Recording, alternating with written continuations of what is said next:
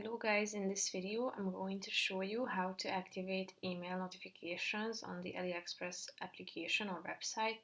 But first I just want to mention, don't forget to subscribe to my channel because at 10,000 subscribers I am going to show you my whole YouTube revenue statistics and growth strategy, how to make money online. Now let's jump into it. First of all, open the website on your device.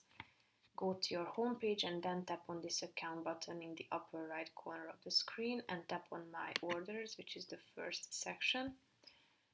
Go to this left side column of the screen and tap on setting.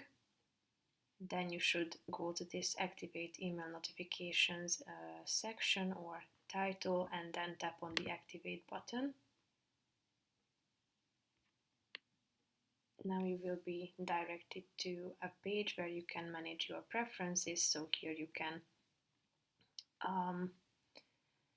turn on price alerts, item recommendations, member exclusive emails and other options. So just tap on the relevant button and then it will be updated and set. So that's pretty much it for this video, guys. See you in the next one. Bye bye.